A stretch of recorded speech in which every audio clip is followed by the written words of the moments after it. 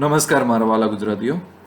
મને ઘણી વખત એવી ક્વેરી આવે છે કે સર તમે આ ટોપિકને કવર કરો કે જે તે દિવસે માર્કેટમાં કોઈ પણ સ્ટોક 52 વીક હાઈ અથવા તો લો ટચ કરે છે તો ત્યારે ટ્રેડિંગમાં આપણે શું ધ્યાન રાખવાનું અને ત્યારે ઇન્વેસ્ટમેન્ટ કરતી વખતે રોકાણ કરતી વખતે આનો શું મતલબ અને શું આપણે ધ્યાન રાખવાનું, બરાબર? આજે એના વિશે આપણે ચર્ચા કરશું. ગૂગલમાં હું સર્ચ કરો કે 52 વીક હાઈ અને લો તો BSE NSEની બે લિંક આવી જશે. એક્ઝામ્પલ માટે મેં અહીંયા NSEની લિંક ઓલરેડી ઓપન કરેલી છે, આપણો ટાઈમ ન બગડે. તો આ મે 7નો દિવસ છે.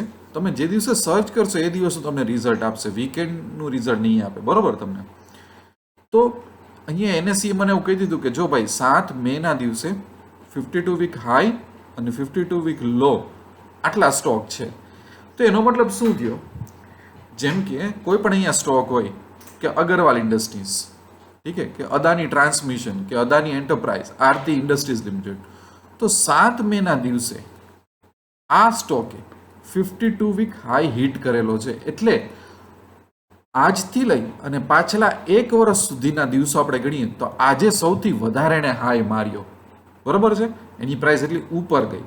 અને 52 વીક લો એટલે શું થાય કે જેમ કે અજુની બાયોટેક છે, કે બેસ્ટ એગ્રો લાઈફ છે, કે જમ્પ નેટવર્ક્સ છે, કે પાછલા 52 વીક લો કે પાછલા 1 વર્ષમાં આજે સૌથી પડતો દિવસ છે એ લોકોનો. સમજાઈ ગયું? પહેલાં તો આ મિનિંગ થાય. હવે આપણે જોઈએ કે ટ્રેડરો શું વિચારતા હોય છે ને એ લોકોની મિસ્ટેક શું હોય. જે લોકોનો 52 વીક હાઈ આવે ને તો લોકો એને શોર્ટ કરવા દોડે. શોર્ટ કરીને કરે શું ખબર છે? હવે આ તો વર્ષના હાઈ ઉપર છે, હવે તો અહીંથી નીચે જશે ને એટલે ત્યાંથી એ લોકો પીટાય. ખોટી વસ્તુ છે. પછી 52 વીક લો હોય ને તો ત્યાંથી શું કરે ખબર છે? એને લોંગ એટલે કે બાય કરવા જશે તો ત્યાંથી એ પીટાય. તમે સમજો કે 52 વીક હાઈ આવે છે એનો મતલબ કે કન્ટિન્યુઅસલી સ્ટોક ઉપર ગયો છે અને આજે એણે 1 વર્ષનો હાઈ માર્યો. તો ત્યાં તમે શોર્ટ કરવા કેમ જાઓ છો? ત્યાં તો સૌથી વધારે બુલિશ માણસો બેઠા છે. ત્યાં તો તમારું ગળું કપાઈ જશે. અને જે સ્ટોક કન્ટિન્યુઅસલી નીચે આવે છે ને આજે 52 વીક લો એટલે 52 વીકનો સૌથી લો છે, ત્યાં તમે બાય કરવા ગયો. હાલાકી આનું મેજર સેન્ટિમેન્ટ તો લો છે. આપણે શું વિચારીએ ખબર છે? ટ્રેડિંગ કરતી વખતે કે ઇન્વેસ્ટમેન્ટ કરતી વખતે, ઓહો 52 વીક લો એટલે ઓમાં 300 રૂપિયાનો શેર હતો, અત્યારે 80 રૂપિયાનો થઈ ગયો, બહુ સરસ, પરચેસ કરી લ્યો આને. આ વસ્તુ ખોટી પડે. આ વસ્તુમાં ક્યારે આવું ન કરાય. તો કરાય ક્યારે આપણે આમાં ટ્રેડ કરાય કે ઇન્વેસ્ટ કરાય એનું હું તમને એક રીઝન આપી દઉં. જો સમજો, તમે બહુ સરસ રીતે વાત સમજો. માની લો કે સ્ટોકમાં આપણે માની લો કે મેં અમુક સ્ટોક શોર્ટ લિસ્ટ કરેલા. એક એક્ઝામ્પલ આપું છું. માની લો કે મેં રિસર્ચ કર્યું હોય, એક્સિસ બેંક વિશે મેં રિસર્ચ કર્યું હોય, ડીમાર્ટ વિશે મેં રિસર્ચ કર્યું હોય, ડેલ્ટા કોપ કરીને શેર છે, આવા અમુક શેર મારા વોચ લિસ્ટમાં હોય કે મેં એના બિઝનેસનું એનાલિસિસ કરેલું હોય ને મને ગમતા હોય, બરાબર?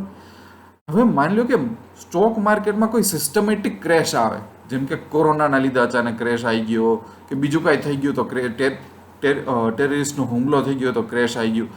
આ વખતે બહુ મોટા ભાગે એવું હોઈ શકે કે આ લોકોના બિઝનેસ મોડલમાં કંઈ ફરક નથી પડવાનો, પણ માની લો કે 1000 રૂપિયાનો શેર છે એ નીચે આવીને 52 વીક લો કે એનાથી અડધો લો એવો લો થઈ જાય એવું આપણને ખબર પડે કે આ શેર 52 વીક લો થયો છે.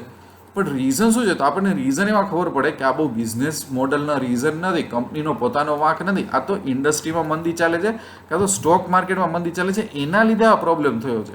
તો આપણે આમાં ઇન્વેસ્ટ કરાય તો આમાં આપણે જવાય, બાકી જવાય નહીં, બરોબર છે? આ મેં તમને સમજાવી દીધું. બીજી વસ્તુ, ઉલટાનો 52 વીક લો હોય ને એમાં એ રિસર્ચ કરાય કે શું પ્રોબ્લેમ છે. જો તમે પ્રોબ્લેમ છે ને સમસ્યાઓ કે ભાઈ આ સ્ટોક કેમ આટલો નીચો આવ્યો, તો એ સમસ્યાને સ્ટડી કરશો તો સ્ટોક માર્કેટ વિશે વધારે સમજાશે. આ એક મોકો છે ને ગવાય નહીં. જ્યારે ત્યારે નોટિફિકેશન આવે ને, હવે જ્યારે કોઈ સ્ટોક 52 વીક હાઈ મારે તો એને આપણા વોચ લિસ્ટમાં રાખીને જોઈએ કે શું અત્યારે આ સ્ટોકમાં ચાલે છે, શું થઈ રહ્યું છે એટલા માટે હાઈ ચાલે છે.